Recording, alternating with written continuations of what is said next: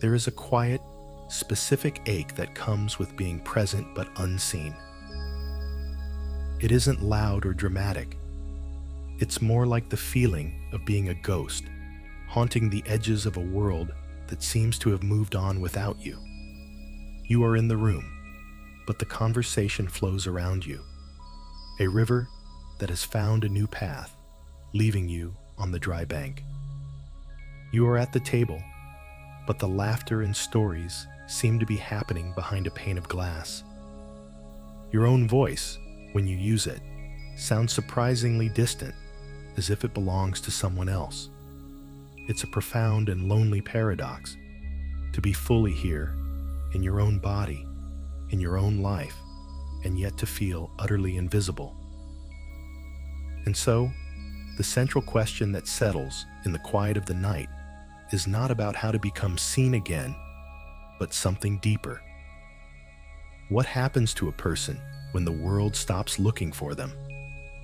What is found in the quiet when we finally stop looking to the world for our own reflection? By the end of our time together, a different kind of understanding will begin to settle in your bones. It is the realization that this invisibility is not an ending, but a doorway into a different kind of power, a sovereign peace that no one can give you and no one can ever take away. It is the journey of returning home to the one place your true value has always been recognized, has always been known, and has always been held as sacred, deep within yourself. And so, let us begin there, in that quiet space. It doesn't matter what time it is where you are. Whether you are listening in the deep velvet of late night, with the moon as your only companion, or in those hushed, gray hours just before the dawn when sleep has not yet come. Perhaps the house is silent around you, every other soul lost in their own dreams. Or maybe the sounds of a sleeping city hum gently outside your window. Wherever you are, whatever the hour, know that in this space, you are not alone. This quiet is a shared sanctuary. This time is entirely and completely yours. There is nothing to do here, nothing to prove, no one to perform for. All that is asked of you is to simply be, to allow your body to soften into the surface beneath you, to let your breath find its own natural rhythm without any effort or control. Feel the gentle rise and fall of your chest, a quiet tide that has been with you every moment of your life, a faithful companion that has never once left your side. This breath is your anchor to this present moment, to this safe harbor we are creating together. Here, in the stillness, we can begin to gently touch the feeling of being unseen without the need to fix it or to push it away. Think of it like this. You have spent a lifetime gathering stories, experiences, and wisdom. Your heart and mind are like a vast, sprawling library filled with countless volumes. There are books of laughter, bound in sunlight. There are volumes of grief. There, pages soft with tears. There are encyclopedias of resilience, detailing every time you fell and found the strength to rise again. There are thin books of poetry about fleeting moments of beauty, and thick, heavy tomes about the slow, hard-won lessons of love and loss. You are the keeper of this extraordinary collection, and yet you find yourself in a world that seems to be interested only in the newest pamphlets, the glossy magazines with their fleeting headlines. People rush past your library, looking for something quick, something simple, something loud. They don't have the patience or the perception to see the incredible depth that resides within you. And so, you stand at the door of this magnificent library, waiting while the world hurries by, chasing shadows. The ache of this is real. It is the sorrow of having so much to share, so much wisdom to offer, and finding no one who knows how to receive it. It can make you question the value of your own library. It might even tempt you to believe that your stories are no longer relevant. But here, in the quiet, we can entertain a different truth. What if the value of a library is not measured by the number of its visitors? The stories on the shelves do not fade or lose their meaning simply because no one is currently reading them. The wisdom contained within the pages does not evaporate. The truth remains, patient and whole, waiting. This feeling of invisibility, this sense of being overlooked, is perhaps a signal. Not a signal that you are diminishing, but a signal that the world outside has become temporarily blind. It has lost its ability to see depth, to appreciate the slow beauty of a life well lived. It is a culture mesmerized by the flickering light of the new, and it has forgotten the steady, warm glow of the enduring. Your worth has not changed. The world's capacity to perceive it has, and that is a profound and liberating distinction. It shifts the burden from your shoulders. You do not need to change your library. You do not need to rewrite your books to make them more fashionable. You simply need to remember the immense, incalculable value of what you already hold. So let's take a moment to just be with that feeling, the exhaustion of trying to be seen, the subtle, constant effort of holding up a sign that says, "I am still here, I still matter." Think of the energy it takes. At family dinners, trying to find a gap in the fast-paced conversation to share a thought, only to have it skimmed over. In social settings, feeling the group's focus shift away from you, as if a light has been turned elsewhere. The quiet sting of realizing that no one has asked you a meaningful question in a very long time. It is a form of heavy lifting that no one else can see. You have been carrying this weight, perhaps for years. The weight of trying to prove your own existence. Tonight, you have permission to set it down. Just for now, you can let that heavy burden slide from your shoulders and rest on the floor beside you. You do not need to carry it into your sleep. In this space, you are already seen. You are seen not for what you can do, or what you can offer, or how relevant you appear to the outside world. You are seen for the simple, undeniable, and sacred fact of your being. This journey we are on tonight is one of turning away from the noisy, crowded marketplace where everyone is shouting to be noticed. We are turning our gaze inward to a landscape that is infinitely more peaceful and far more true. It is a journey from seeking validation to discovering a quiet, unshakable self-possession. It's about realizing that your sense of worth is not a fragile thing that can be broken by someone else's indifference. It is a deep, underground spring, eternally feeding your soul, whether anyone else stops to drink from it or not. This feeling of being invisible in society is not a curse. It is a quiet and perhaps even sacred invitation. It is an invitation to stop performing and to simply be, to discover who you are when no one is watching, to find a contentment that is not dependent on applause, to become your own witness, your own confidant, and your own most gentle companion.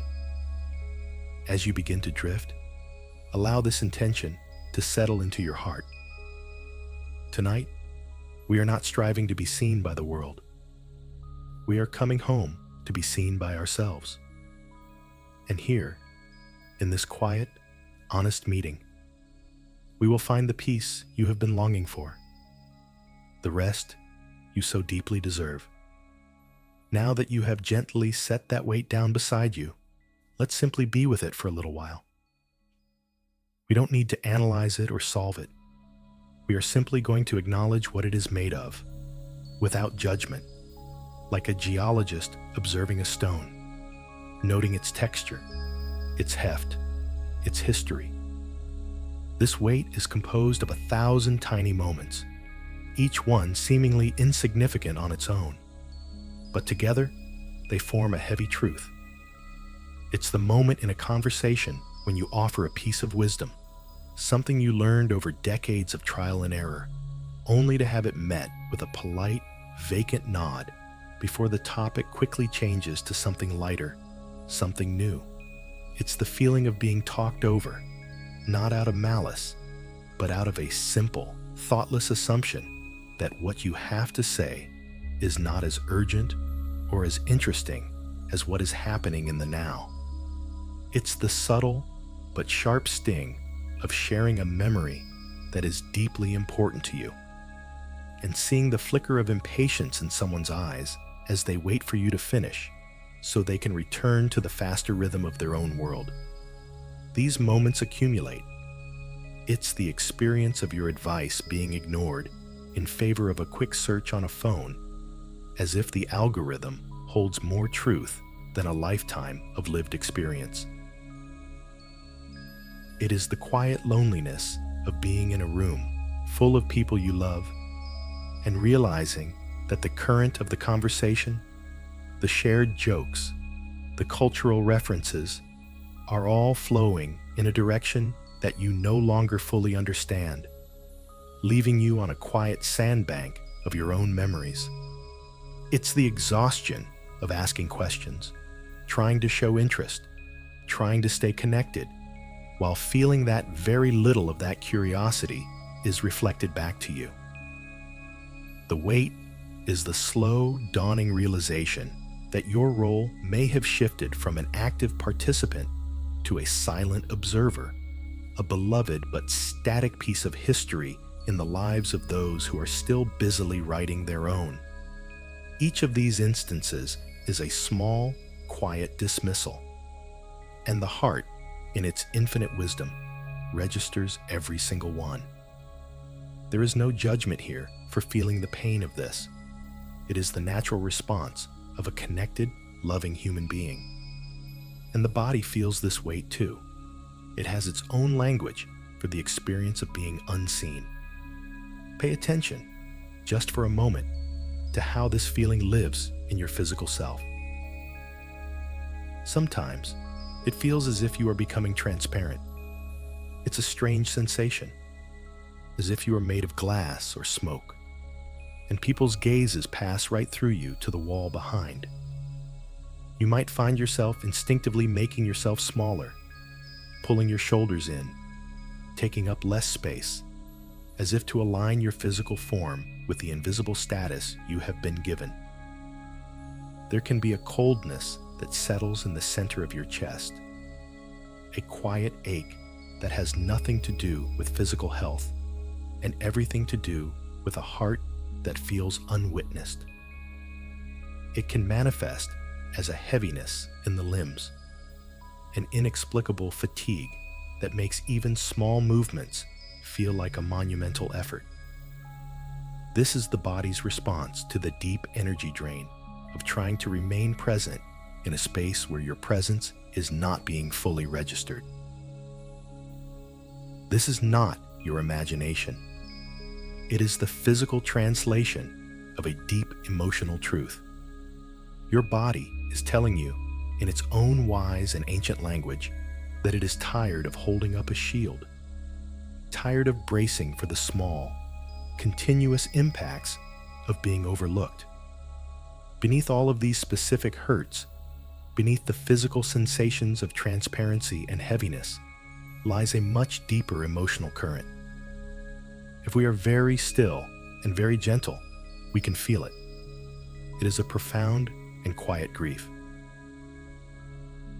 This grief is often silent and unacknowledged because our world doesn't have a name for it.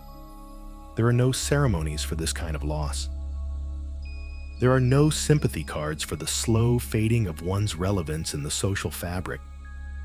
There is no formal process for mourning the feeling that your very existence, once so central and vital, has now become part of the background scenery. And yet, it is a grief as real and as valid as any other. It is the grief of a connection that has changed. It is the sorrow of feeling like a photograph that is slowly fading in the sun. The image is still there. The truth of who you are is still held within it, but others seem to see only a faint outline, a ghost of the person who once was so vibrant and clear. This is the deep ache of being unwitnessed. To be a witness to someone's life is to say, I see you. I see your joy, your pain, your history, your becoming. Your life is registered in my heart.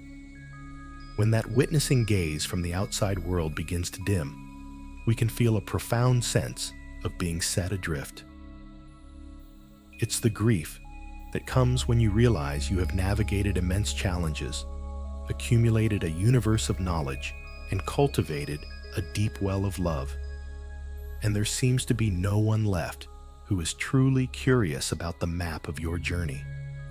It is the mourning for a version of yourself that was needed, a self that was sought out for its strength and its insight. And it is the quiet, heartbreaking fear that if no one is seeing you, you might, in some terrifying way, cease to exist at all. Tonight, we make space for this grief. We allow it to be here. We honor it as a testament to how much you have loved, how much you have contributed, and how deeply you still long to connect. By allowing this sorrow to be felt without judgment, we are performing our own sacred act of witnessing. We are saying to that grieving part of ourselves, I see you, I feel you, and you are allowed to be here. This acknowledgement, this simple and loving attention, is the first step toward a peace that does not depend on anyone else's gaze. As you lie here, allowing these feelings of being unseen to simply exist without judgment, let a new thought settle into the quiet spaces of your mind, as gently as a feather landing on calm water. This experience, this profound and aching sense of invisibility, is not your failing. Let me repeat that, so it can sink past the layers of doubt and self-criticism. This is not a personal failure. It is not a sign that you have become less interesting, less worthy, or less valuable. It is not a reflection of some inadequacy within you. The sadness, the anger, the confusion, the loneliness that you feel, these are not symptoms of a flaw in your character. They are entirely valid, sane, and healthy responses to being dismissed by a culture that has, in many ways, lost its way. You are feeling exactly what any human being with a sensitive and open heart would feel in this situation. Your feelings are a sign of your humanity, not a sign of your deficiency. Think about the world we live in. It moves at a breathtaking speed. It is a world obsessed with the new, the next, the now. It celebrates novelty above all else. Attention is its most precious and fleeting currency, and it is given to the loudest voice, the brightest screen, the most shocking headline. This culture has a very short memory. It is constantly erasing its own past to make room for the immediate future. In such an environment, things that are deep, slow, quiet, and nuanced are often overlooked. Wisdom, which is cultivated over a lifetime, cannot be condensed into a viral video or a catchy slogan. Resilience, which is forged in the silent crucible of personal trials, doesn't shout for attention. The kind of profound understanding that comes from decades of observing human nature cannot compete with the instant gratification of a simple, easy answer. It is not that you have become invisible. It is that the society around you has developed a form of perceptual blindness. It is conditioned to see only the surface, the shimmer, the speed. It has, for the moment, forgotten how to see the depth. Here is an analogy that might bring some comfort. Imagine that you are a great, old-growth forest. Your roots run deep into the earth, drawing from a rich history of seasons, storms, and sunlight. Your trunk is thick and strong, scarred with the marks of survival, each one telling a story of resilience. Your branches reach high, creating a complex and beautiful canopy that has sheltered countless lives. You are a complete ecosystem, humming with the quiet wisdom of endurance, connection, and slow, steady growth. Now, imagine that a new kind of botanist arrives. This botanist is not interested in the forest. They are only interested in saplings. They have been trained to measure value only by the speed of new growth. They walk right past you, their eyes scanning the ground for the tiniest green shoots. They are so focused on finding the next new thing that they don't even see the magnificent, life-giving forest that towers above them. Now, does their inability to see you diminish your reality? Does their obsession with saplings make your deep roots any less profound? Does their lack of appreciation for your ancient strength make your canopy any less beautiful? No.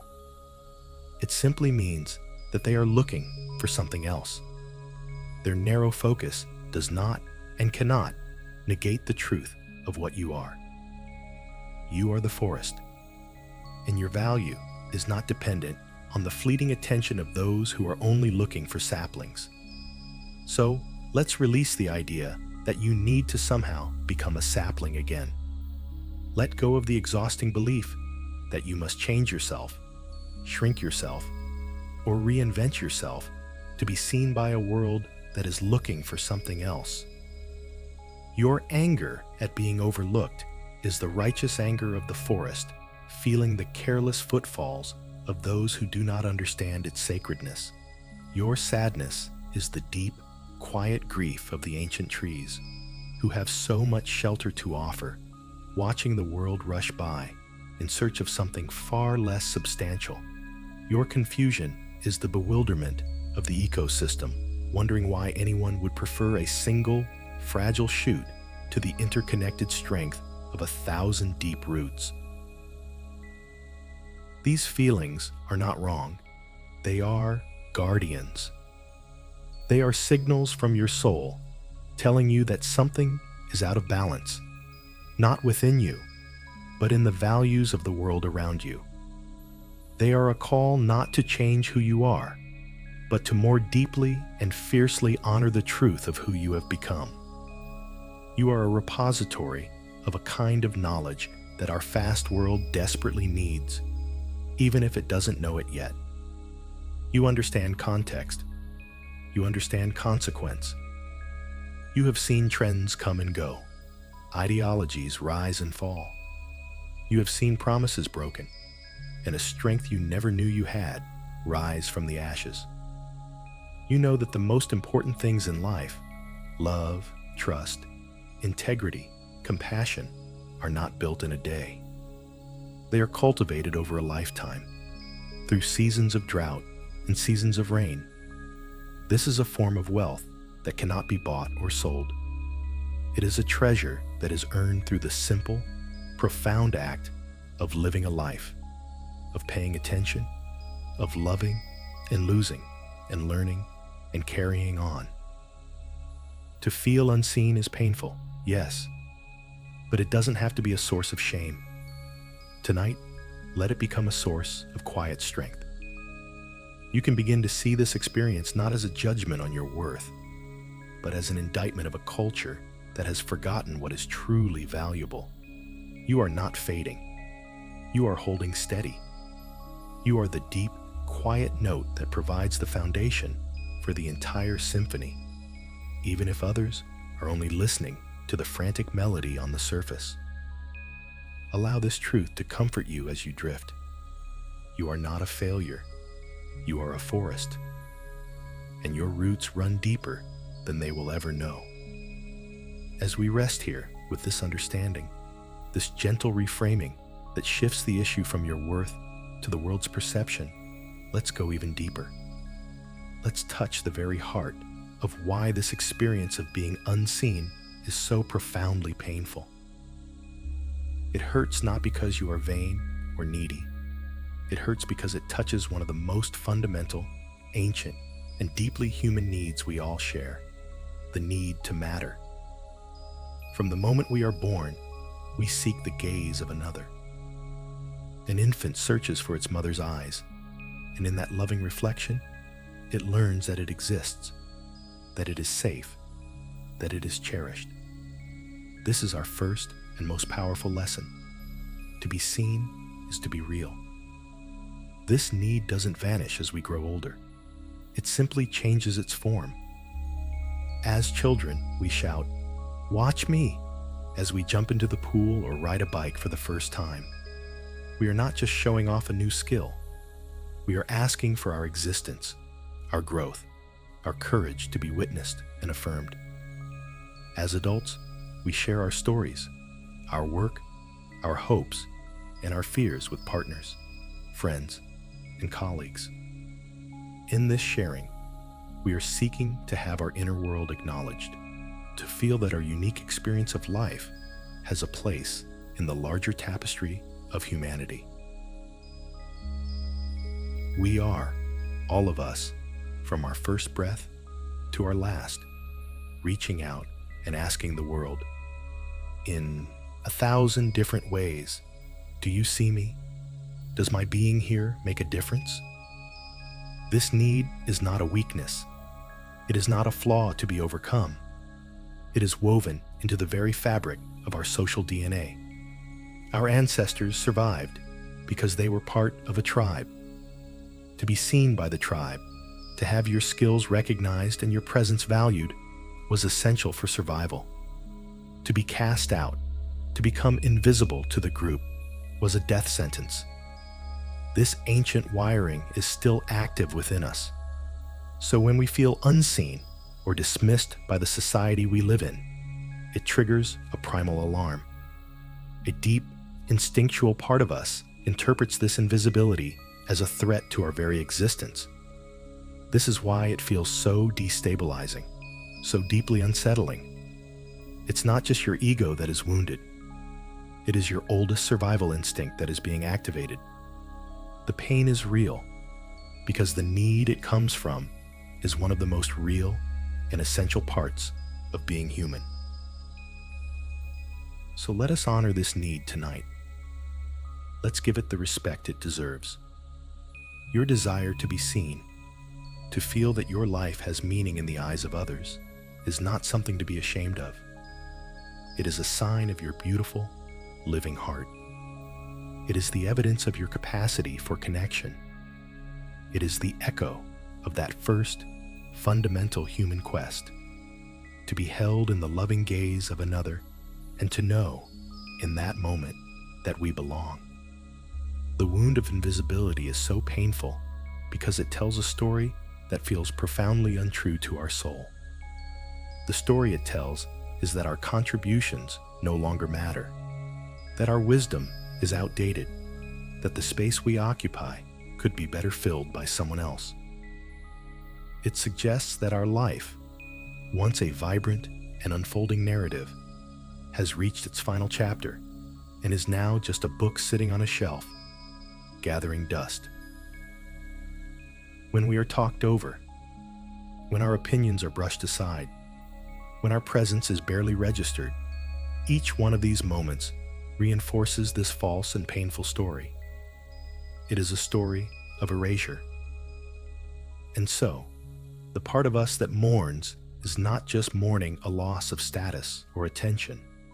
It is mourning the perceived loss of its own significance. It is a grief that whispers, perhaps I was mistaken. Perhaps my life did not make the impact I thought it did. Perhaps I don't really matter after all. This is the deepest cut of all. It is a wound to our very sense of self, our place in the continuum of life.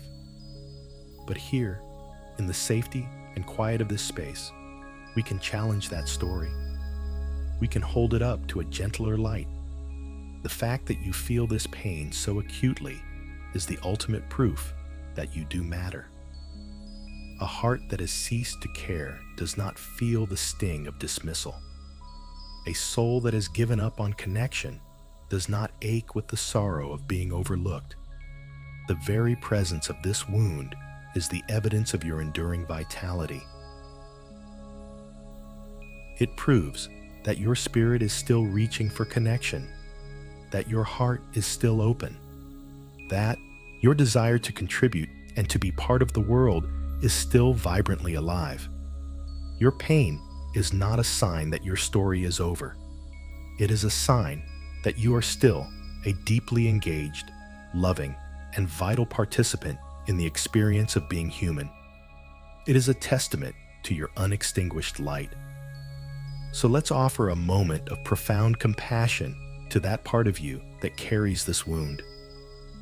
Place a hand on your heart, if that feels right to you. Feel the warmth of your own touch, and let this affirmation sink into your being, not just as words, but as a felt truth.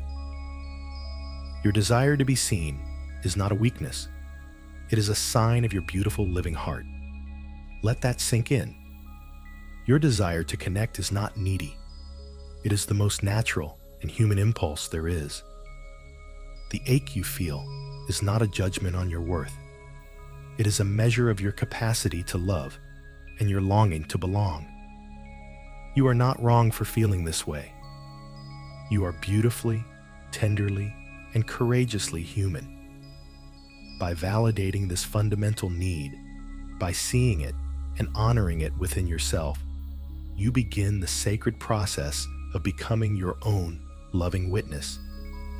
You start to provide for yourself the very thing you have been seeking from the outside world.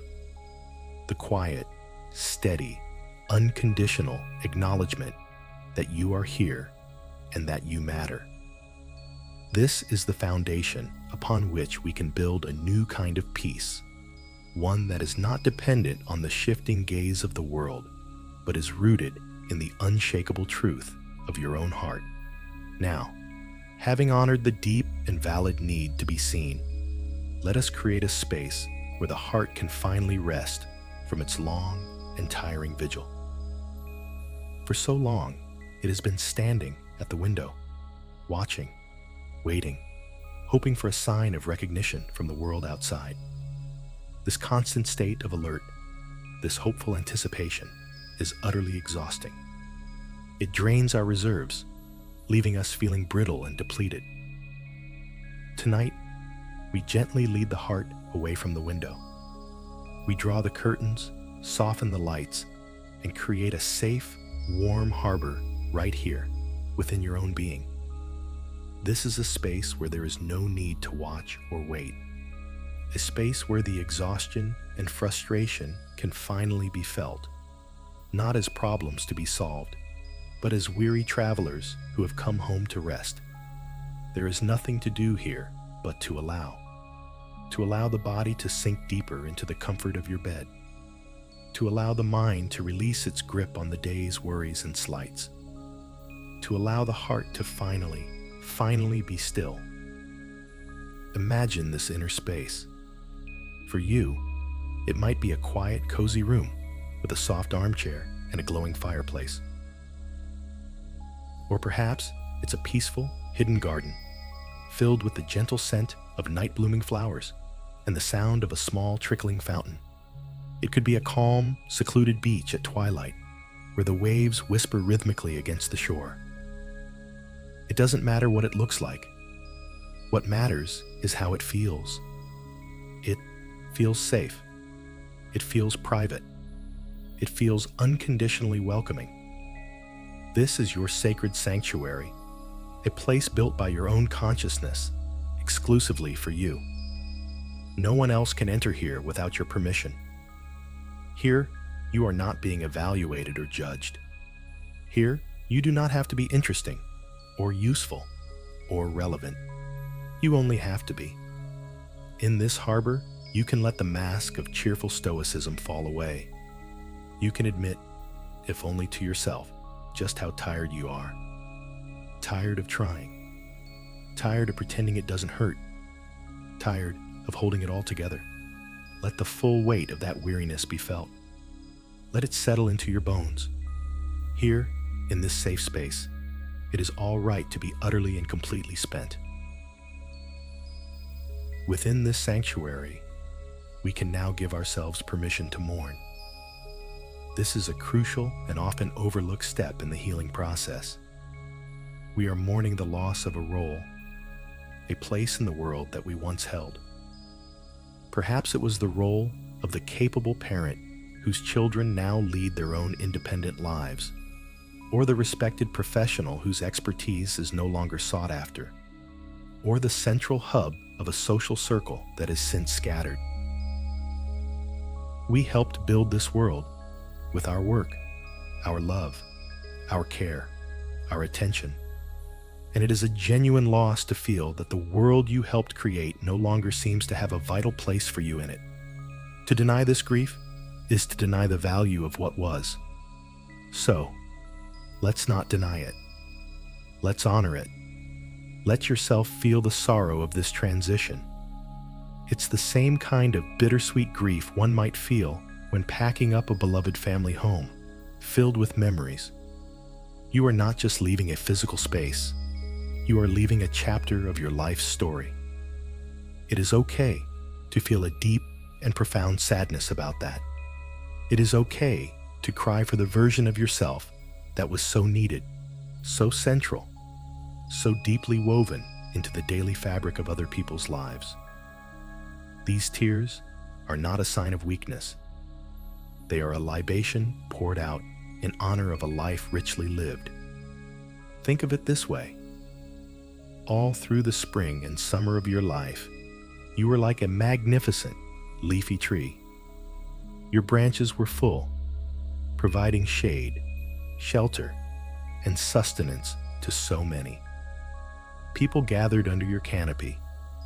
They relied on your strength. They took your presence for granted in the beautiful way that we take the shade of a great tree for granted. Now, the season is changing. It is autumn. And in autumn, the tree is not failing or dying. It is entering a new phase of its wisdom. It begins the sacred and necessary work of letting go. It releases its leaves. It stops pouring all of its energy outward into producing and providing.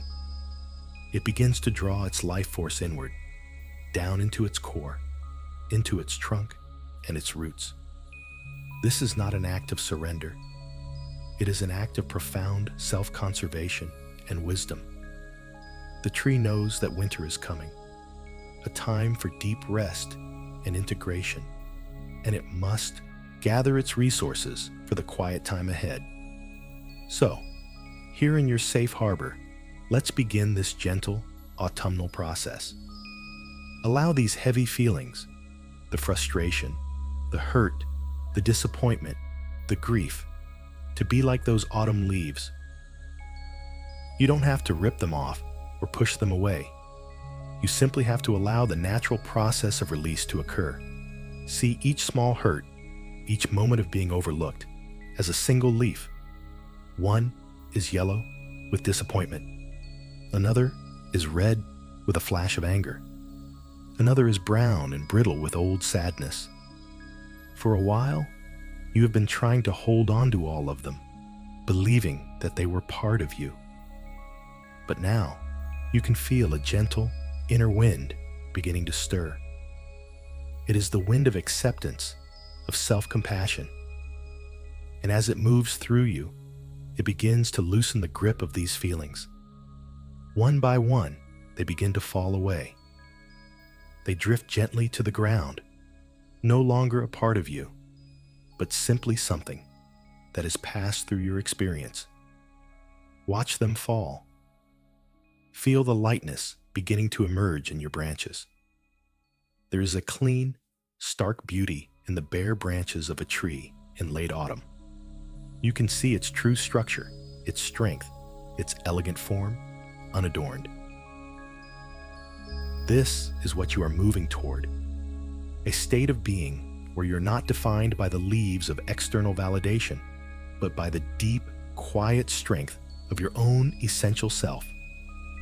Allow this process to unfold at its own pace as you drift deeper into rest, feeling the gentle release, the quiet letting go, leaving the strong branches of your soul bare and ready for a deep and peaceful winter's sleep.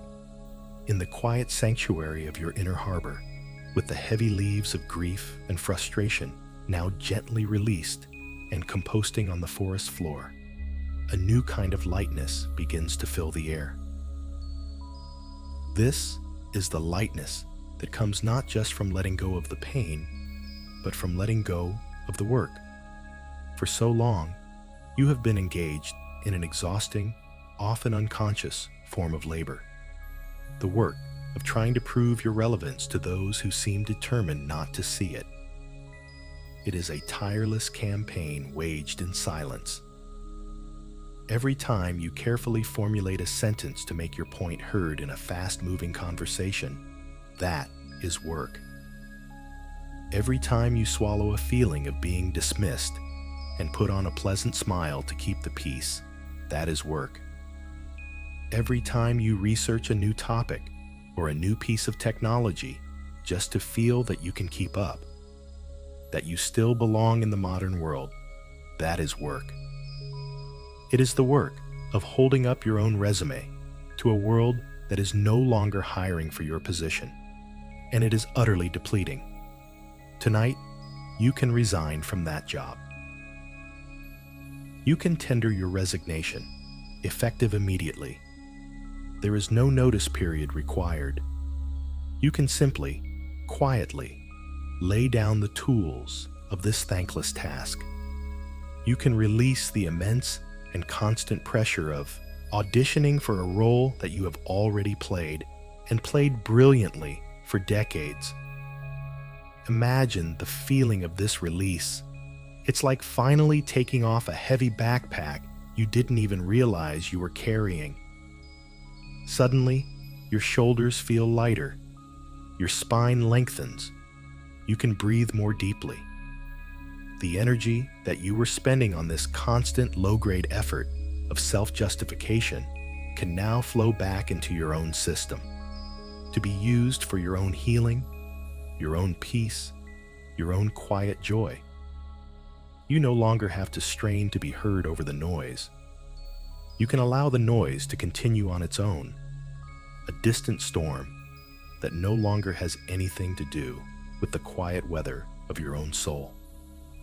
With this resignation comes the release of something even deeper, the need for their applause. For a significant part of our lives, our actions are met with feedback. As children, we get gold stars.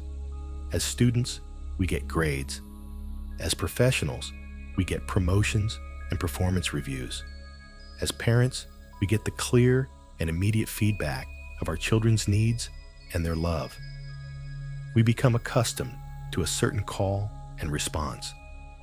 We do something, and the world reacts. This feedback loop, for better or worse, helps us to navigate and to know where we stand.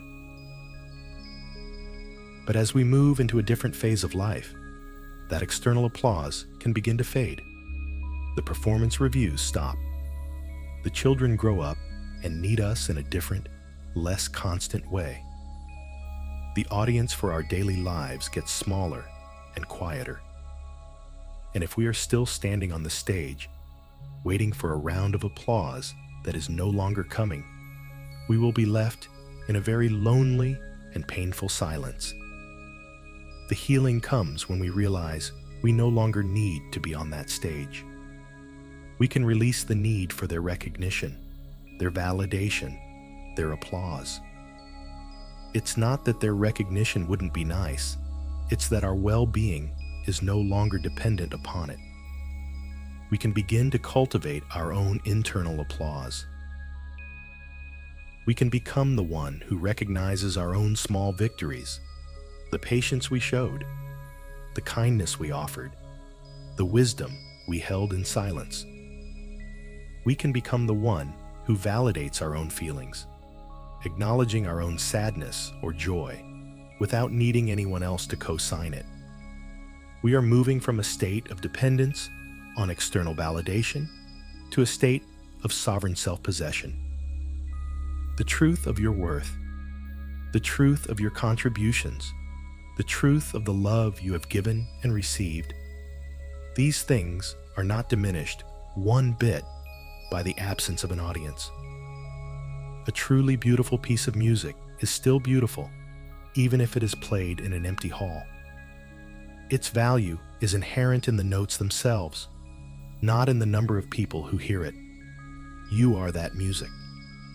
And so, let this affirmation settle into the deepest part of your being, weaving itself into the fabric of your subconscious mind as you drift toward sleep.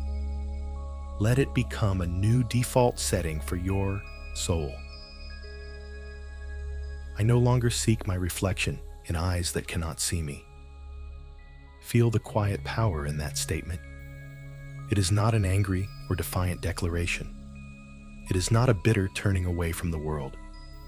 It is a simple, peaceful, and powerful statement of fact. It is an act of profound self-respect. It is the drawing of a gentle but firm boundary around your own heart. It means that you will no longer hand over the power of your own self-worth to people who are incapable of holding it with care. You will no longer stand in front of a clouded or distorted mirror and try to fix your own image. You will simply turn away from those mirrors and learn to see yourself through your own loving and compassionate eyes. This is a profound shift. It is the difference between being a supplicant, asking for a crumb of recognition from the world's table, and being the host of your own banquet. It is the difference between trying to sell your value and simply inhabiting it. This releases you from a game you can no longer win, a game that was draining your precious life force with every move. You are now free. Free from the need to impress. Free from the need to please. Free from the need to prove to anyone that you still matter. You can now use your energy to simply live, to experience, to feel, to be. This is not an ending.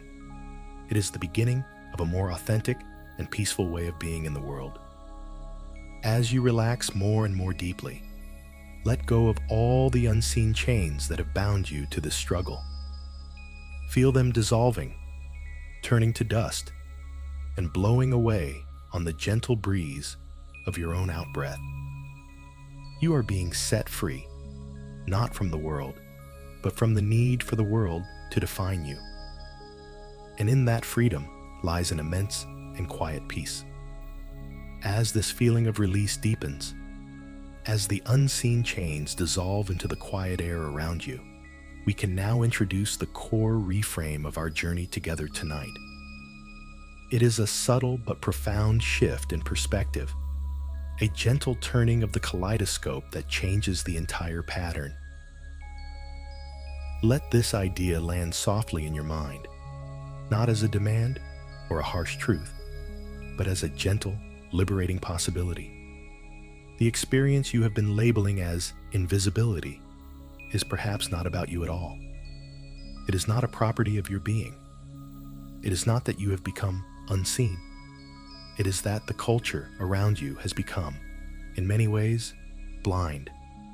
Your value hasn't vanished, not one atom of it. What has diminished is the world's ability to perceive it. This is a crucial distinction. It moves the perceived problem from inside of you to outside of you. It means you are not broken. The lens through which the world is looking is what is distorted. For a moment, just rest with that. Feel the difference. When we believe we are invisible, the implication is that something is wrong with us. We are too quiet, too old, too slow, too irrelevant. the burden of the solution falls on us. We must find a way to become visible again, to become louder, faster, newer. It is an exhausting and impossible task. But when we entertain the idea that the world is blind, the burden lifts. It is no longer our responsibility to fix ourselves. We don't have to change our fundamental nature to be seen. We can simply rest in the truth of who we are and cultivate compassion for a world that is, for the moment, unable to see the riches that are right in front of it. It is the difference between believing you are a poorly written book and realizing you are a masterpiece of literature in the hands of someone who has forgotten how to read. The problem is not with the book. Let's explore this cultural blindness a little more deeply. It is not a malicious blindness. It is not a personal attack on you. It is a symptom of the times we live in. We are living in an age of information overload.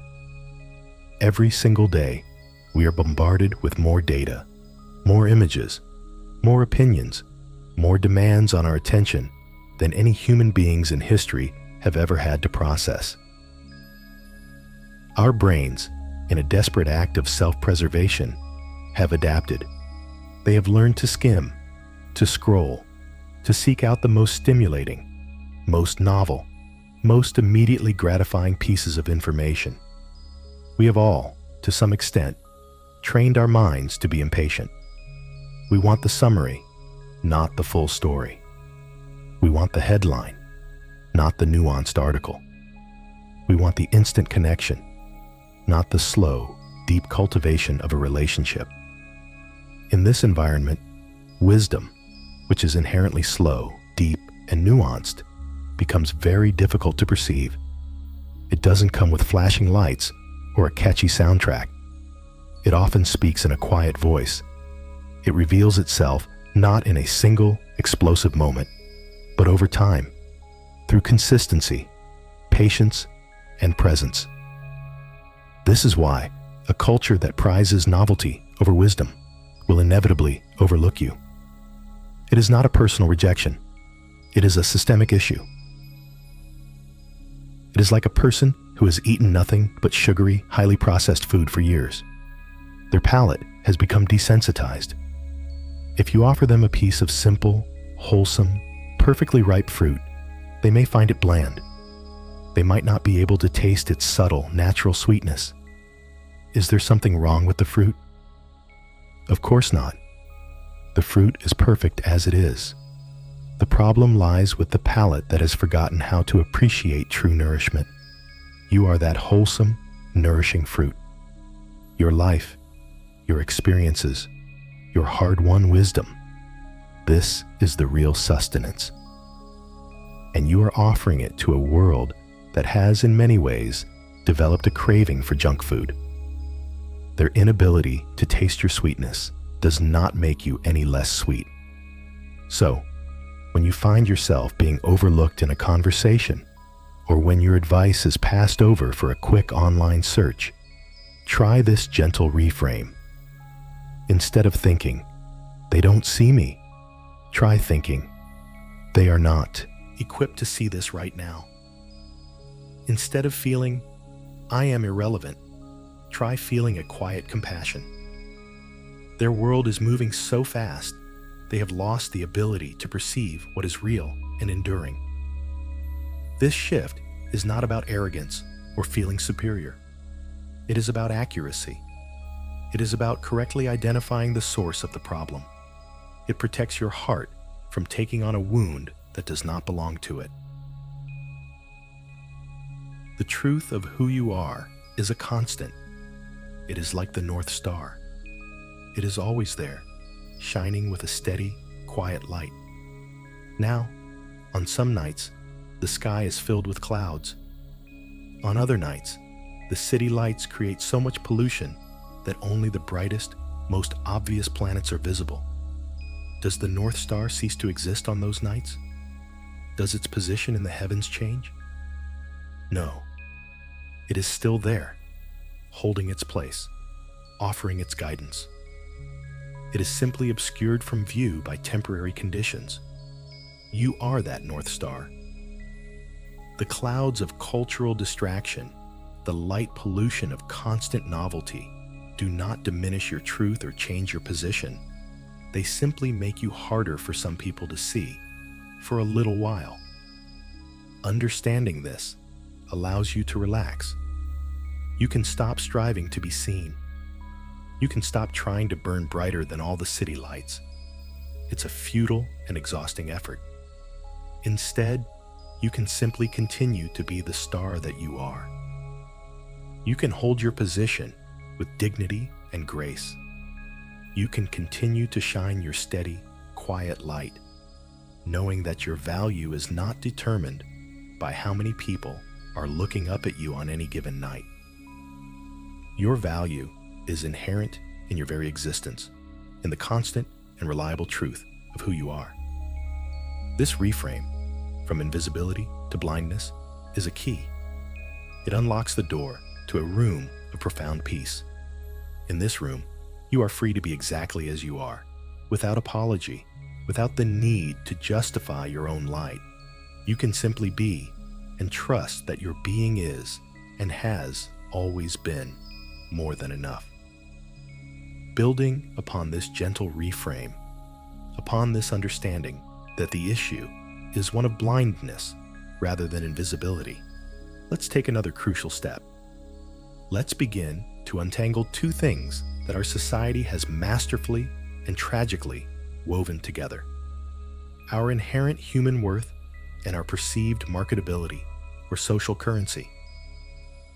For most of our lives, these two things feel deeply intertwined. Our value seems to be directly proportional to our usefulness. Are you a productive employee? Are you an attentive parent? Are you a supportive friend? Are you an engaged community member? In a transactional world, our worth is often measured by what we can offer, what we produce, what we contribute in a visible and quantifiable way. We are valued for our function.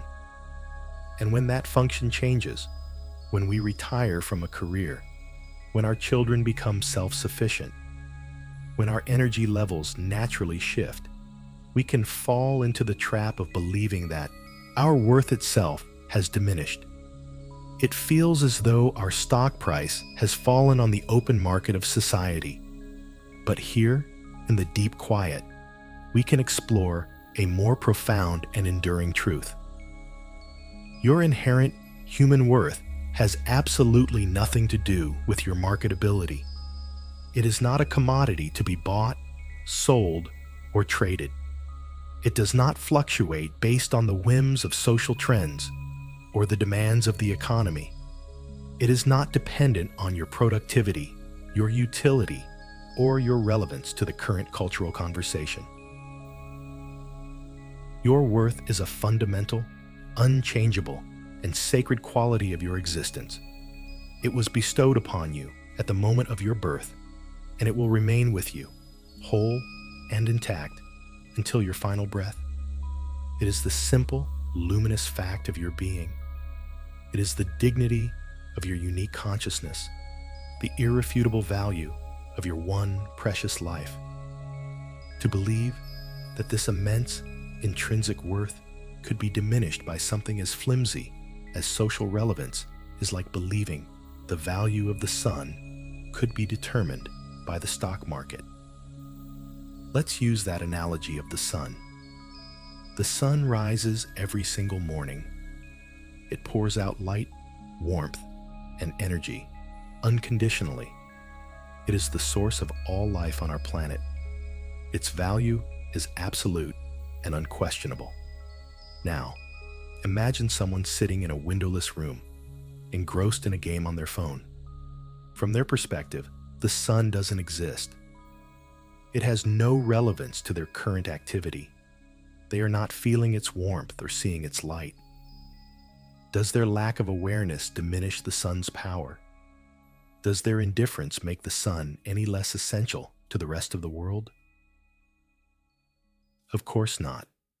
The sun continues its magnificent life-giving work, completely independent of who is or is not paying attention to it. You, in your essence, are like that sun. You contain a lifetime of warmth, a universe of inner light, and a profound energy of wisdom and experience.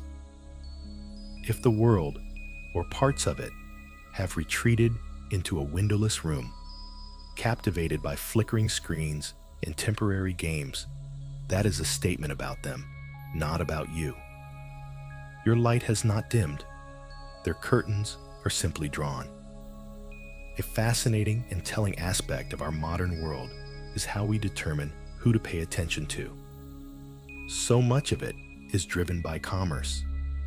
Think about the advertisements you see, the articles that are promoted, the influencers who are celebrated. Very often, the attention of the world is directed toward those from whom something can be bought or sold. Attention is focused on demographics with disposable income, on people who are in the process of building their lives, buying houses, raising families, climbing career ladders. They are a target market. When you move out of that primary demographic, when you are no longer seen as a key consumer, the bright, focused spotlight of the world's commercial attention can move elsewhere. It can feel like a personal rejection, a statement that you are no longer important. But what if it's simply a reflection of the fact that your worth is not for sale? What if this feeling of being overlooked is, in a strange way, a sign that you have graduated from the noisy, demanding marketplace? You are no longer being constantly assessed for your value as a consumer. You have entered a state where your value is simply your own, to be enjoyed and appreciated on your own terms. You are no longer a product to be marketed, nor a consumer to be sold to. You have become something far more dignified, a sovereign being, complete in yourself. Your worth is not measured by whether someone is trying to sell you an anti-aging cream, a new car, or a retirement plan. Your worth is measured by the love you've known, the resilience you've shown, the kindnesses you've offered, the quiet moments of beauty you've witnessed, and the simple, profound fact of your continued existence. This is a radical act of uncoupling, to separate, once and for all, your soul's value from your social utility. It is a declaration of independence for the heart. It means you can finally rest. You don't have to keep proving that you are a good investment. You don't have to worry about your stock price. You can divest completely from that entire exhausting system of valuation.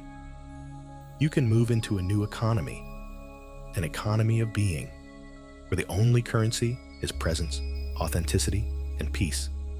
So let this truth settle deep into your body as you relax. Your worth is not for sale. It never was. It is not listed on any exchange. It cannot be earned, and it cannot be lost. It is as fundamental to you as the beating of your own heart.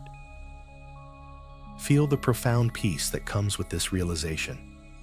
The frantic need to be seen by the marketplace can fall away.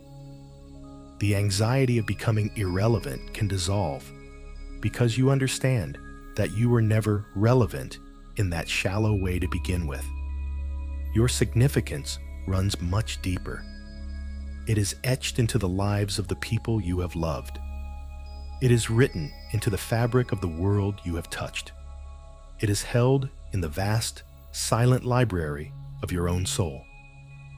And that is a wealth that no market crash can ever touch, and no indifferent glance can ever devalue. You are priceless, and you are free. Having gently uncoupled your profound, inherent worth from the fleeting valuations of the outside world, let us now turn our attention inward. Let us embark on a quiet journey, not to a distant land, but into the vast and rich landscape of your own life. We are not going there to judge or to analyze, but simply to witness, to walk with gentle footsteps through the chapters of your own unique and irreplaceable story. We are going to visit the vast library within you, not as a critic, but as a deeply respectful and curious reader, marveling at the sheer scope of the collection. There is no need to read every word on every page. For now, we are just walking through the aisles, running a hand along the spines of the books, remembering the stories they contain. This library is a testament to all that you have navigated, all that you have become. It is the living archive of your strength, your wisdom, and your love. Let's begin in the early chapters, the ones that feel like they were written a lifetime ago. See the volumes that detail your childhood, the joys and the sorrows, the lessons learned in the classroom and on the playground. There are books filled with the bright, vibrant colors of youthful dreams and boundless energy. There are perhaps thinner, quieter volumes that hold the stories of early heartaches, of skinned knees and bruised feelings, the first encounters with a world that was not always kind. You navigated all of it. You learned to tie your shoes. You learned to read. You learned the complex, unwritten rules of friendship and family. You survived the awkwardness and the uncertainty of adolescence. You made choices, some good, some perhaps not so wise, but all of them contributed a page, a paragraph, a chapter to the person you are today. These early stories are the foundation upon which everything else is built. Do not dismiss them. They hold the key to your resilience. They are the first evidence of your incredible capacity to learn, to adapt, and to grow. Now, let's move down the aisle to the central section of your library, the long, busy chapters of your adult life. Look at the sheer number of volumes here. See the towering stacks dedicated to work, to career, to the building of a life. Each book represents a project completed, a skill mastered, a challenge overcome. There are stories of collaboration and competition, of success and failure, of long hours and quiet satisfaction. Beside them are the equally vast collections on relationships, the volumes on partnership, filled with the complex poetry of love, intimacy, conflict, and forgiveness. The epic series on parenthood, with its chapters of sleepless nights, boundless love, fierce protection, and the slow, bittersweet process of letting go. There are books dedicated to friendship, each one a unique story of laughter, support, and shared history. And there are the quieter, more somber books of loss, the stories of goodbyes, of grief, of learning to live with a space in your heart that was once filled by another. Take a moment to feel the sheer weight and volume of this section. You lived all of this. You juggled all of these roles. You loved, you worked, you cared, you grieved.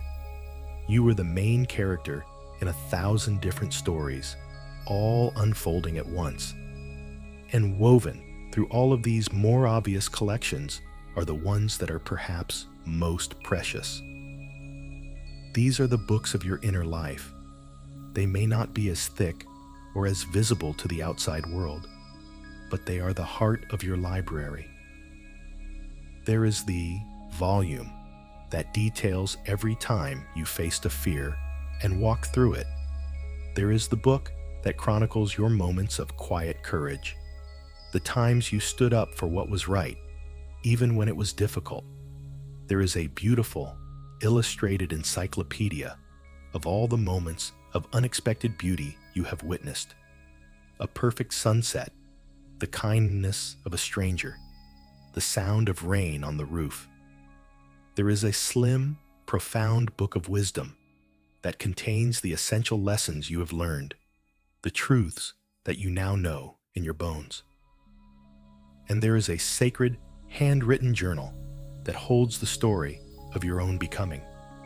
The slow, often invisible process of your spiritual or personal growth. This is the immense archive of wisdom, resilience, love, and experience that you carry within you at all times. It is more vast, more detailed, and more valuable than any library on earth, because only you have lived it.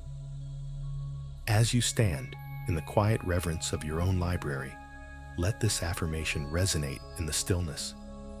I am the living library of my own unique and irreplaceable life. Feel the truth of this. No one else has your collection. No one else has read these books in this order.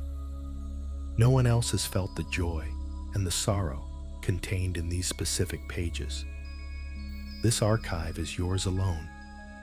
It is a source of immense and incalculable wealth. And the most beautiful part is that its value does not depend on anyone else checking out a book. Its value is inherent in its existence.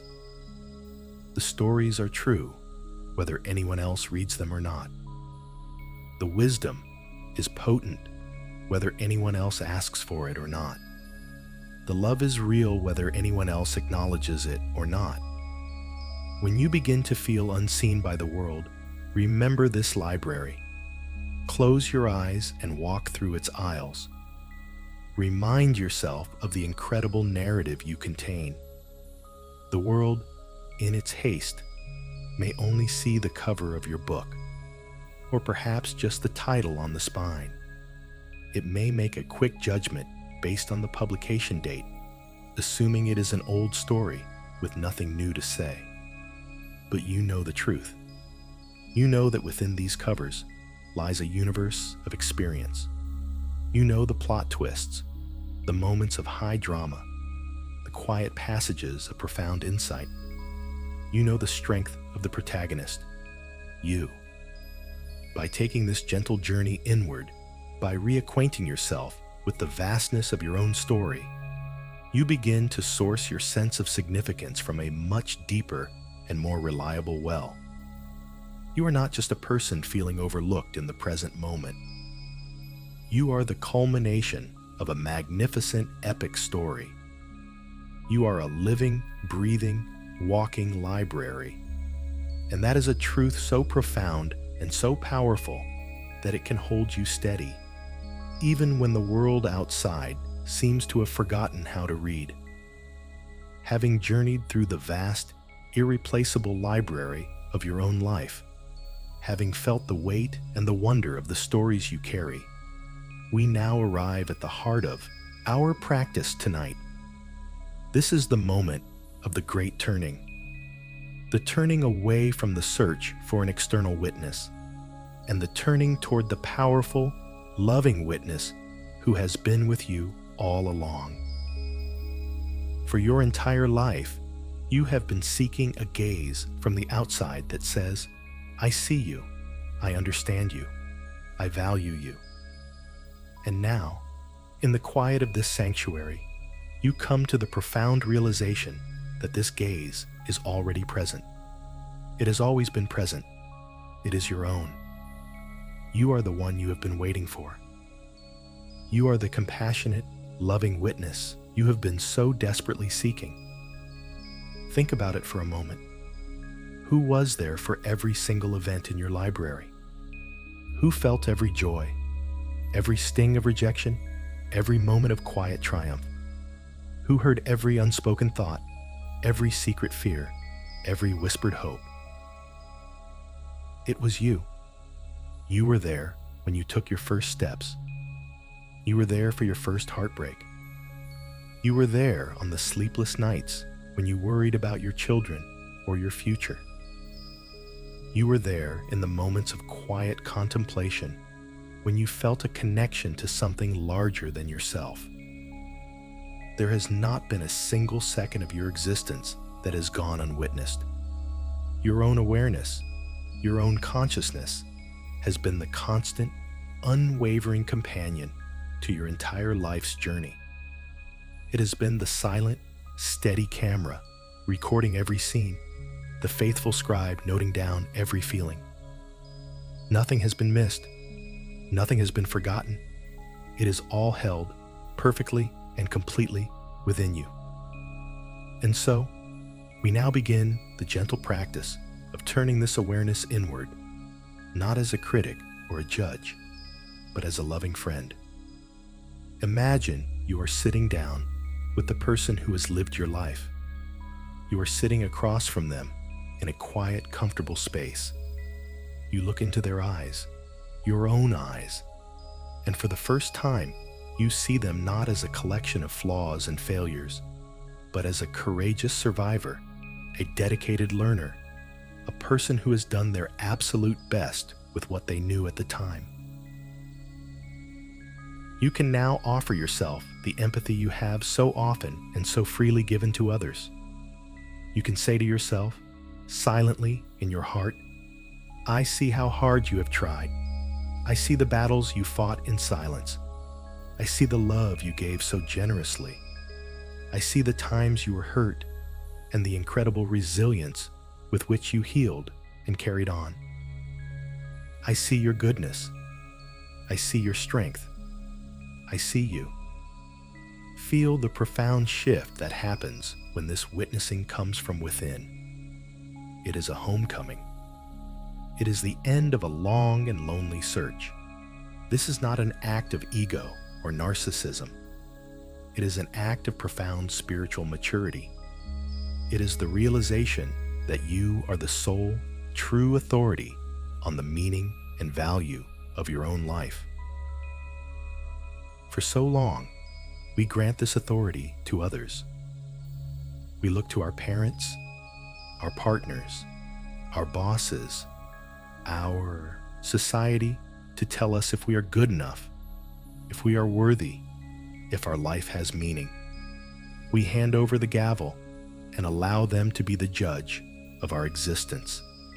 But tonight, you are gently but firmly taking that gavel back.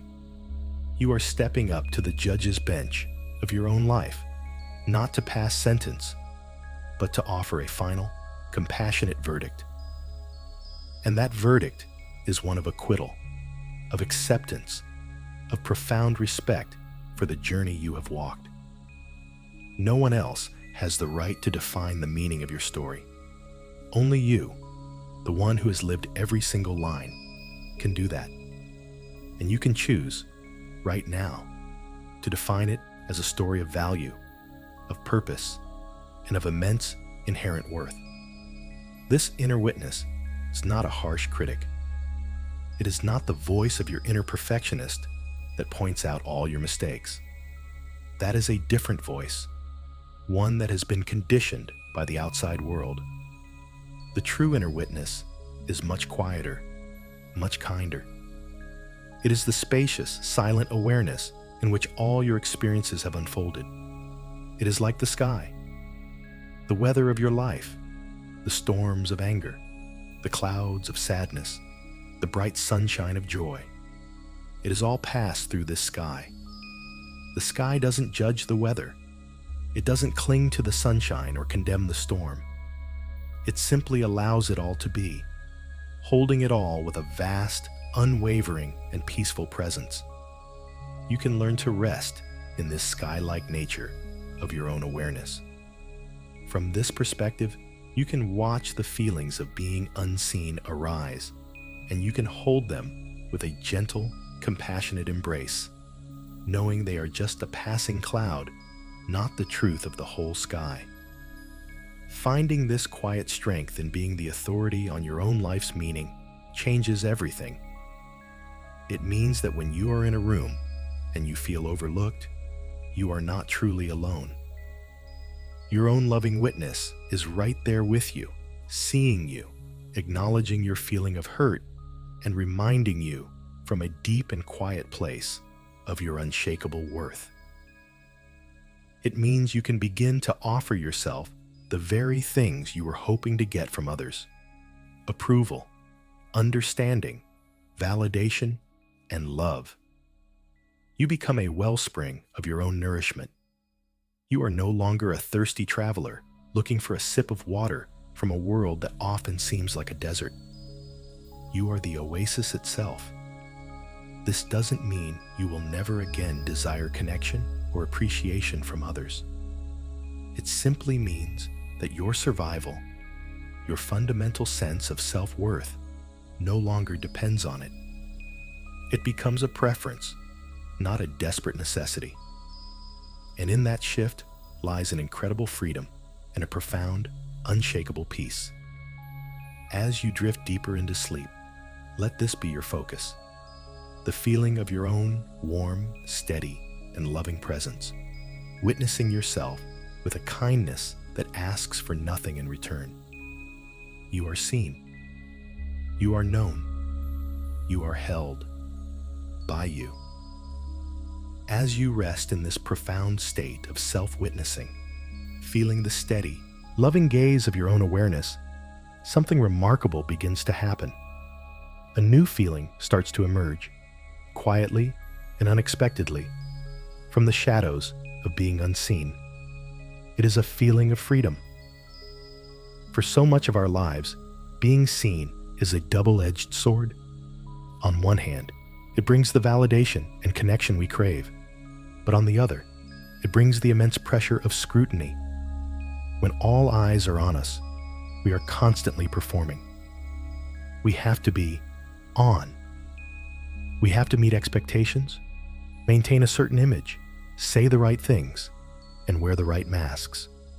It is a constant, low-grade effort to manage the perceptions of others, and it is deeply tiring. There is a part of us that is always on guard, worried about being judged, about making a mistake, about disappointing someone. This is the subtle but significant cost of being in the spotlight. But now, as the spotlight of the world has slowly moved away, you are being offered an unexpected gift. You are being released from the tyranny of its scrutiny. You are being given the freedom that comes from being in the shadows. Think of the peace that can be found here. There is no longer any need to perform. You can finally let go of the exhausting work of impression management. You can wear what is comfortable, not what is fashionable. You can say what you truly think, or you can choose to remain silent without worrying about how your silence will be interpreted. You can pursue hobbies and interests simply for the joy they bring you, not because they are impressive or productive. You are free to be utterly, authentically, and unapologetically yourself. The energy that was once consumed by worrying about what other people think is now liberated, available for you to invest in your own well-being, your own curiosity, and your own peace. This is not a sour grapes justification for being ignored. It is a genuine and profound spiritual opportunity. Many wisdom traditions speak of this phase of life as a time of great power. The power of the elder, the sage, the crone. It is the power that comes when you are no longer defined by your social roles, parent, worker, leader, and you are free to become who you truly are. It is a sovereign time, a time when you are ruled only by the dictates of your own soul. You no longer have to please anyone. You no longer have to prove anything. Your only remaining task is to be true to the deepest wisdom that resides within you. This is not an ending. It is a culmination. It is the phase of life for which all the other phases were a preparation.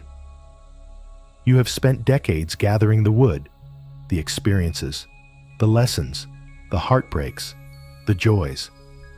Now is the time to sit by your own fire, to enjoy its warmth and its light, without any obligation to provide that warmth for anyone else unless you freely choose to.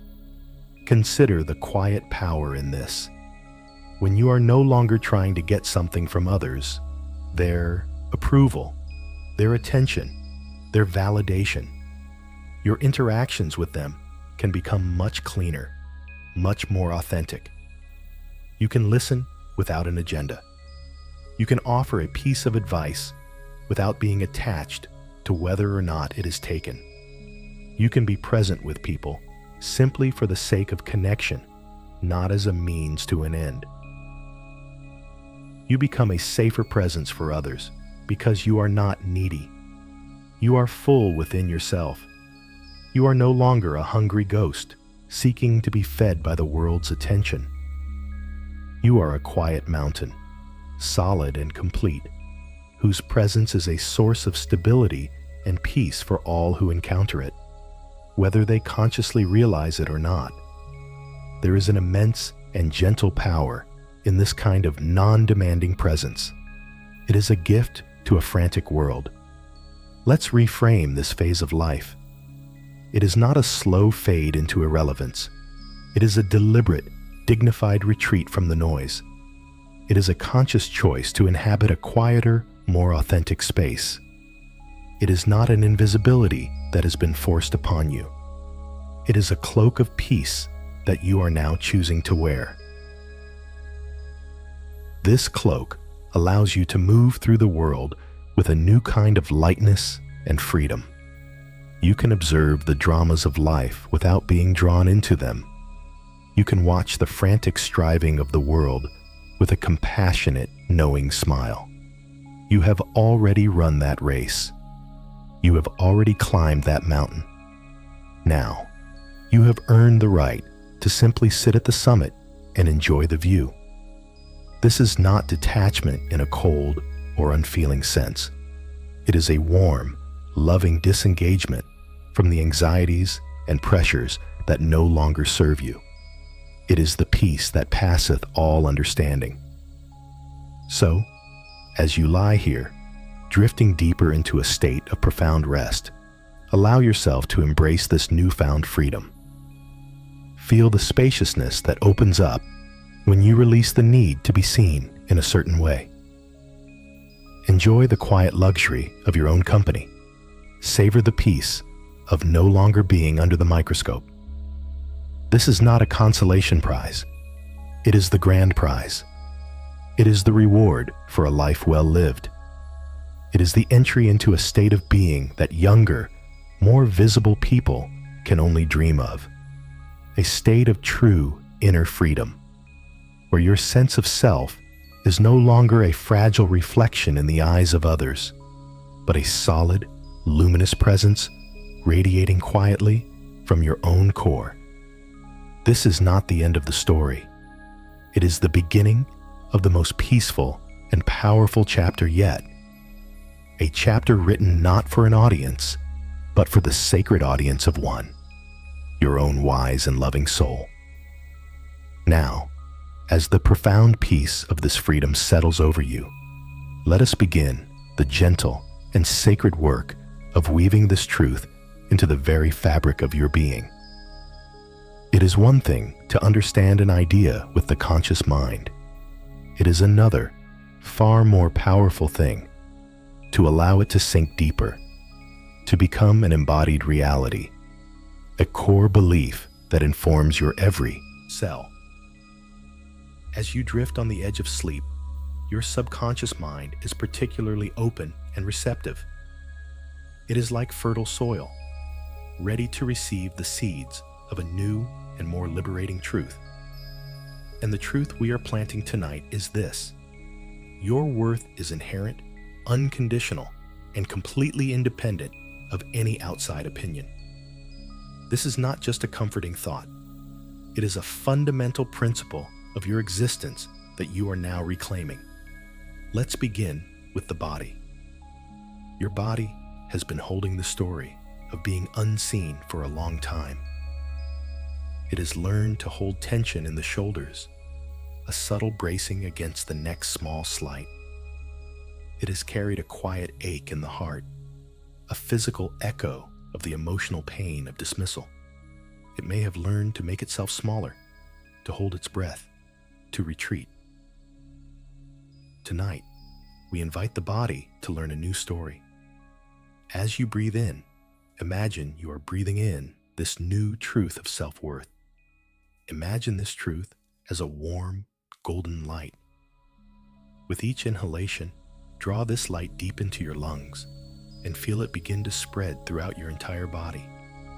Feel it flowing into your shoulders, melting away the tension of a lifetime of trying. Feel it pooling in the center of your chest, a warm, soothing balm for the ache in your heart, filling it with a sense of fullness and completeness from within. Let this golden light flow down your arms and into your hands, down your spine and into your legs, all the way to the tips of your toes. Allow every muscle, every nerve, every cell to be bathed in this gentle, unconditional acceptance. Your body is not an object to be seen and judged. It is the sacred temple of your being. And tonight, you are filling that temple with the light of its own inherent value. Let this feeling of self-worth settle deep into your physical form. Feel it as a new kind of groundedness, a solid and reassuring weight that has nothing to do with heaviness and everything to do with presence. It is the feeling of having deep roots that connect you to the earth, roots of self-knowledge and self-acceptance that hold you steady, no matter how fiercely the winds of public opinion may blow. You no longer need to look outside for your anchor. The anchor is within you. It is this embodied sense of your own value. It is a quiet confidence that does not need to announce itself. It is a peaceful centeredness that allows you to be fully present in your own skin, perhaps for the first time in a very long time. There is no longer a need to brace or to defend. You can simply be in a state of deep and relaxed physical ease. Now, let's offer this new truth to the subconscious mind, the great silent weaver of our beliefs and behaviors. Let these words drift down into the deepest parts of your mind, like pebbles dropped into a still, deep well. My existence is my validation. Let that simple, powerful statement echo in the quiet chambers of your inner world. My existence is my validation. You do not need a certificate of approval from society. You do not need a stamp of relevance from the culture. The very fact that you are here, breathing, feeling, thinking, dreaming, that is the only validation you will ever need. Your life itself is the proof of your worth. It is the signature of the universe on the document of your soul, and it is unimpeachable. Allow this affirmation to replace the old, worn-out tapes that may have been playing in the background of your mind. The tapes that whispered you were not enough, that you were being left behind, that you had to keep proving yourself. Gently, lovingly, you are overriding that old programming with a new code, a code of unconditional self-worth. Think of your subconscious mind as a vast and powerful ship, and your conscious thoughts as the captain on the bridge. For a long time, the ship may have been set on a course toward the distant, often unreachable port of external approval. But tonight, the captain is issuing a new command. The new destination is inner peace. And as you drift into sleep, the great engines of the subconscious mind will begin to quietly and efficiently alter the ship's course. You don't have to consciously steer it. You have already given the command. The simple act of embracing this truth, of allowing it to be felt in your body and received by your mind, is enough. The integration will happen naturally, powerfully, as you rest. You will wake up tomorrow, and the next day, and the day after that, with this new programming running more and more deeply in your system. You will begin to notice small shifts. A moment where you would have felt a sting of hurt, you instead feel a quiet sense of compassion for the other person's blindness.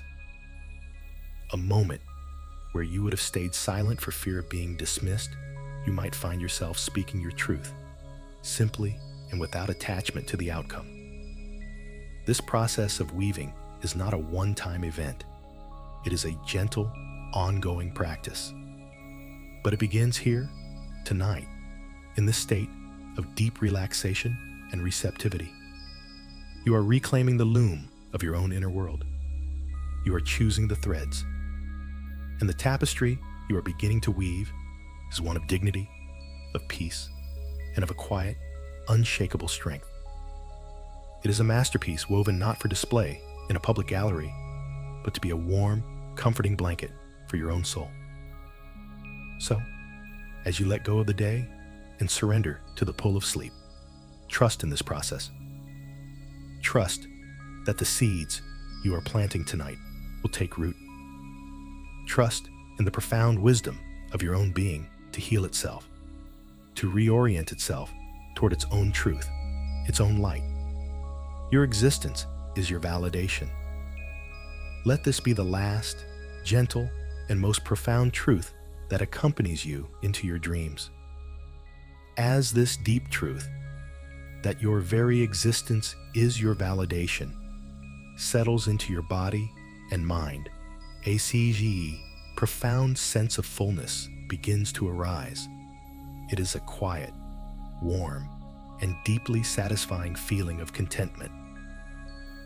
It is the feeling of having arrived home after a long and arduous journey.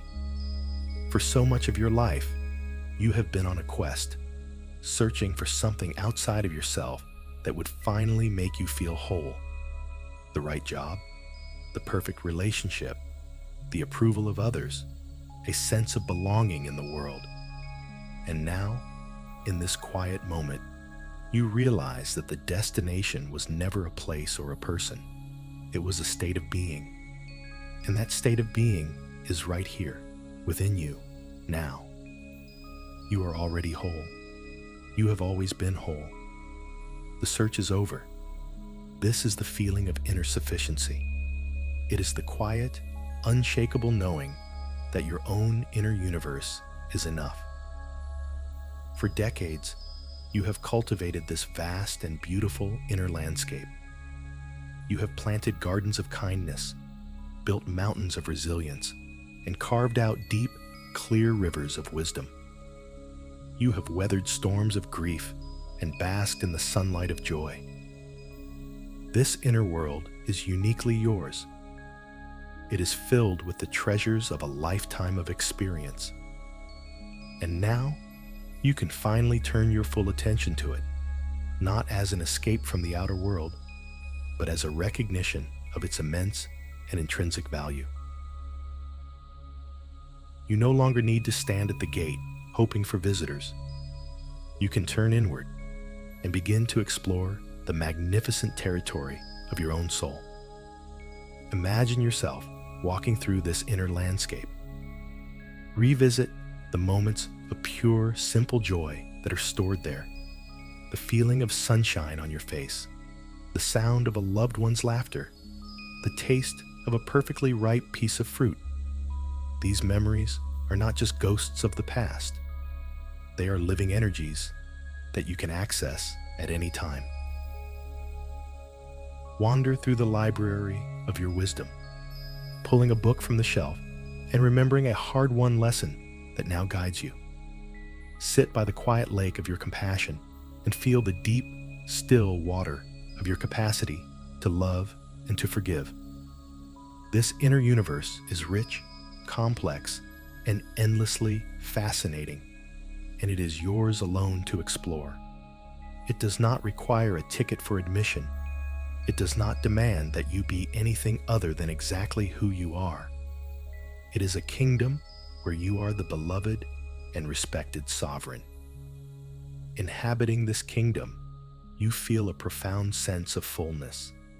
The hungry, empty places within you that once yearned for external validation are now filled from your own inner wellspring. With this feeling of inner contentment comes the final, gentle release of the outer world. It is not a rejection of the world, but a release of your dependency on it. Imagine the outer world, with all its noise, its demands, its opinions, and its judgments, as a small boat that has been moored to the shore of your being. For a long time, you have held its rope tightly, believing that your connection to that boat was your connection to life itself. But now, with a gentle and loving hand, you are untying the knot. You are letting the rope go. You watch as the boat drifts away on the tide, getting smaller and smaller until it is just a speck on the horizon. You feel no sense of loss, only a sense of profound peace and spaciousness. You are the shore, solid, enduring, and complete in yourself. The coming and going of boats does not change the truth of who you are. You can now turn your gaze away from the horizon and toward the vast and beautiful continent of your own inner being. This is the final preparation for a deep and restorative sleep. You are releasing the need to monitor the world. You don't have to listen for its praise or brace for its criticism. You can let it all go. The political arguments, the social dramas, the endless scroll of news and updates. You can release it all into the quiet of the night. It will all be there tomorrow if you choose to pick it up again. But for now, for this sacred time of rest, your attention is turned completely inward to the peace and the fullness you have cultivated here. This is a profound act of self-care. It is a declaration that your own peace is more important than your connection to the chaos. It is the drawing of a sacred boundary around your consciousness, creating a sanctuary where only tranquility is allowed to enter. As you lie here, feel this fullness in your very being. It is a quiet, humming energy of self-acceptance. It is the end of striving. It is the beginning of simply being. There is nothing to fix, nothing to achieve, nothing to prove. You are enough. Your life is enough. Your inner world is enough. Let this feeling of enoughness be the softest pillow for your head. Let it be the warmest blanket for your body. The world may or may not see you tomorrow. It may or may not appreciate you. It may or may not understand you. And that is perfectly all right, because you see yourself. You appreciate yourself.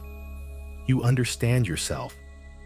And you have discovered in the deepest part of your soul that your own inner universe is a home so vast, so rich, and so loving that you will never, ever be homeless again. Let go of everything else. Turn inward and rest in the magnificent peace of your own enoughness. As you rest in this profound sense of inner fullness, a deep and gentle descent begins. Your body, having received the message that it is safe, that it is whole, that the long work of seeking approval is over, can now surrender completely to rest. Feel a wave of warmth and heaviness beginning in your feet. It's a pleasant, soothing weight, the feeling of letting go of all tension, all effort. This warmth flows gently up into your ankles and your calves, loosening every muscle, calming every nerve. Your legs become heavy, deeply relaxed, sinking into the mattress beneath you. There is nowhere to go, nothing to do. The journey is over for today. All that is left is this gentle, peaceful sinking into comfort. The warmth continues to flow upward into your thighs and your hips, releasing the deep muscles that have worked so hard to carry you through your life. Feel this entire lower half of your body becoming profoundly heavy, warm, and still. It is a feeling of being completely supported, completely held. This wave of relaxation now moves into your torso. Feel it spreading across your lower back and your abdomen, soothing your internal organs, inviting them into a state of deep, quiet rest. Your breath is slow, and even now, a gentle, rhythmic tide. With each exhalation, you feel yourself letting go a little more, sinking a little deeper. The warmth flows up into your chest, surrounding your heart with a feeling of peace and safety. Your shoulders, which have carried so much of the world's weight, can now release their burden completely. Feel them softening, widening, dropping away from your ears. The tension simply melts away, like snow in the warm spring sun. This soothing warmth flows down your arms, through your elbows and wrists, all the way to the tips of your fingers. Your arms lie heavy and limp at your sides, completely at rest. Your entire body is now enveloped in this cocoon of warmth, heaviness, and profound relaxation. Your mind, too, is becoming quiet. The frantic thoughts of the day have slowed to a gentle, meandering stream. Having been released from the need to be understood by others, the mind is now free from the effort of formulating arguments, of justifying its existence, of replaying conversations. It is calm. It is clear. It is free. The worries and anxieties that once seemed so urgent now appear distant and insignificant, like clouds far off on the horizon. There is a spaciousness in your mind now, a quiet stillness that is incredibly peaceful. You are no longer a participant in the noisy drama of the world. You are a silent, peaceful observer, watching the last few thoughts drift by without attachment, like leaves floating on the surface of a calm pond. You have nothing to figure out right now. There are no problems to solve.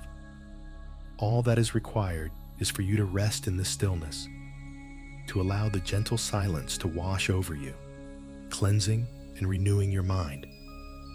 Let's use an image to help you on this final descent into sleep.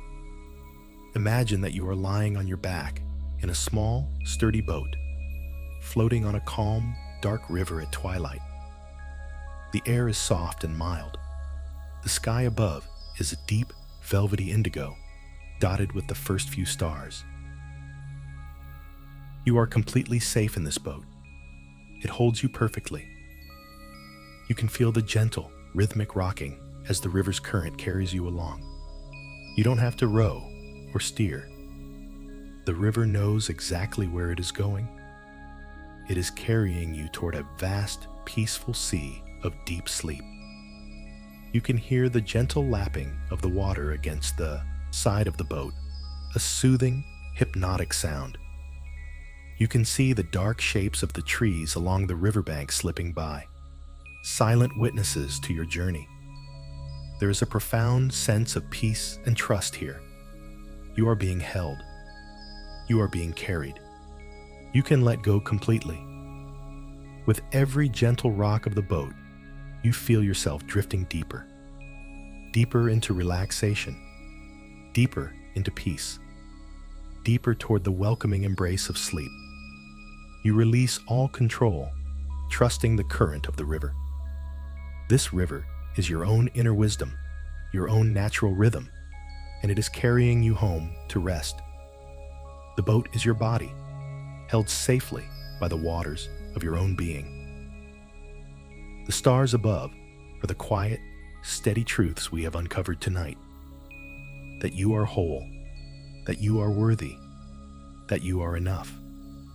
They are your silent guides, watching over you as you drift.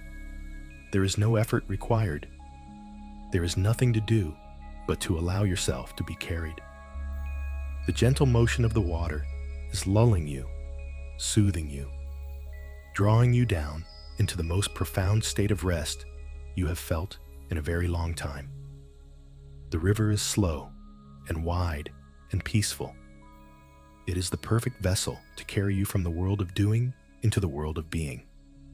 Feel the gentle pull of the current as it draws you onward toward the great, silent, peaceful sea of sleep that awaits. You are safe. You are held. You can let go now. Just drift. The boat drifts on, floating on a calm, dark river. You are so heavy now, so deeply relaxed. The gentle rocking of the water is the only thing you feel. A slow, rhythmic, ancient lullaby. The river is carrying you. You don't have to do anything at all. Just let go. Every muscle in your body is soft. Every thought in your mind is dissolved. There's only this peace. This quiet. This gentle movement toward rest. You are whole and complete, exactly as you are right now. In this moment, nothing is missing. You don't need to be seen by anyone else because you are held in the vast, loving awareness of your own being. You are held by the water. You are held by the quiet of the night. You are safe. All the striving is over. The long journey is done, just for tonight. Now is the time for stillness. Now is the time for silence. The river is widening now, opening up into the great peaceful sea. The water is becoming even more still. The boat slows, coming to a gentle rest on the calm, infinite waters of deep sleep. You can feel the boundary between your body and the world dissolving. You are one with the quiet, one with the peace. The stars above reflect on the perfectly still water, a universe of quiet light both above you and below you. You are floating in a sea of stars, drifting in a universe of peace. Sleep is here for you now. A gentle blanket, wrapping you in the truth that you matter. You are enough. Just rest. Rest now.